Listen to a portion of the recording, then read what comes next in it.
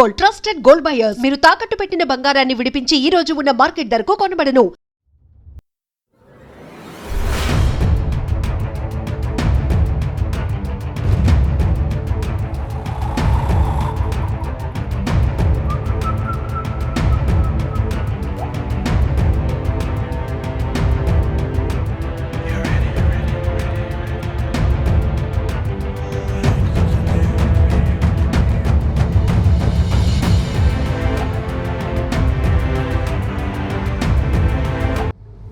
Hello అండి, నా పేరు హైమ.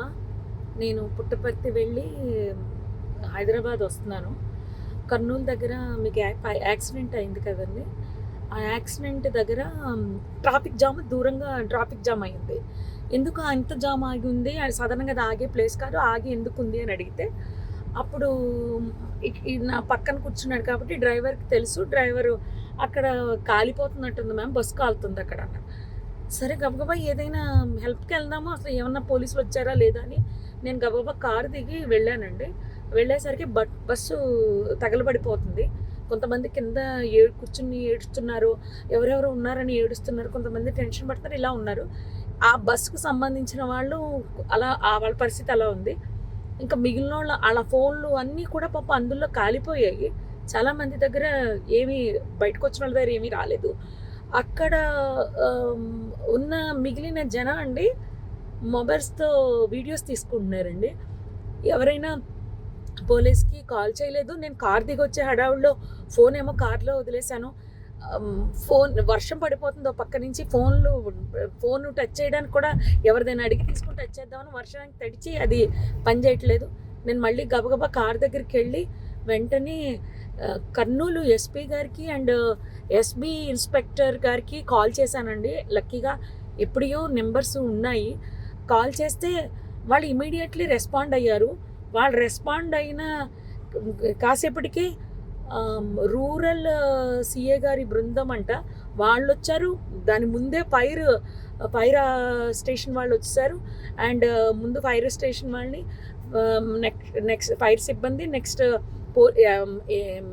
అంబులెన్సు, పోలీస్ వారు వీళ్ళందరూ వచ్చేసారండి.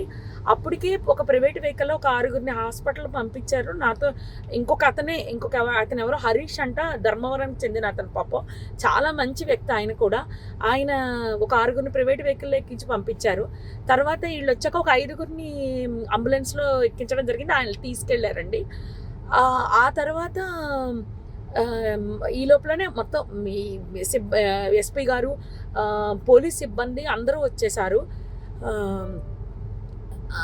అసలు ఆ మాంసపు ముద్దలు కాదండి, నిజం చెప్పాలంటే చాలా దారుణం అది.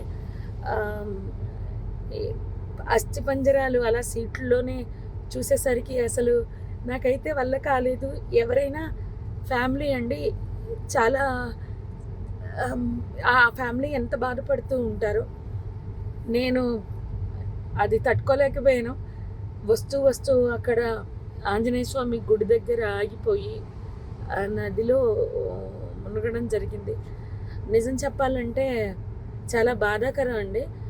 ఎవరు కాపాడడానికి అవకాశం లేదు. నిజం చెప్పాలంటే పోలీసులు రాకపోయింటే చాలా ఇబ్బంది పడిపోదాము. హెవీ ట్రాఫిక్ అండి. పోలీసులు లోపలికి రావడానికి బయటకి కూడా ఉండకపోను. ఆ ఇన్ఫర్మేషన్ ఇవ్వడంతో క్లియర్ చేసుకుంటూ వస్తూ మొత్తం లోపలికి వచ్చారు. అంతా ఆఫ్ చేశారు, మంటలు ఆఫ్ చేశారు. జరిగింది అయితే ఇదండి. ఆ బస్ కిందనే బైక్ ఉండిపోయింది. ఆ బైక్ని కొట్టేస్తే బైక్ అతను చనిపోయి రోడ్డు పక్కకి పడిపోయాడు. మళ్ళీ ఆ బైక్ మాత్రం బస్ కిందకి వెళ్ళిపోయిందండి. అర్థమైపోయింది. నిజంగా ప్రస్తుతం ఉన్నటువంటి సమాజం దేనికి ప్రయారిటీ ఇస్తుంది? ఆర్థిక సంబంధాల చుట్టూ మాత్రమే తిరుగుతుంది. మళ్ళీ ఎన్నికలంగానే చాలా విరక్తి కలుగుతాం. మంచి అనిపిస్తుంది కదా, లేడీస్ కూడా ఛాలెంజింగ్ జాబ్స్ చేసినప్పుడు చాలా బాగుంటది. ట్రాఫిక్ అసిస్టెంట్స్ గా నియమించిన ట్రాన్స్జెండర్స్ అందరితో సాల్యూట్ చేయించుకుంటున్నారు. ఫుడ్ డెలివరీ ఇవ్వటానికి వెళ్ళినటువంటి డెలివరీ బాయ్ అనిల్ పై కళ్ళ ముందు పెళ్ళండి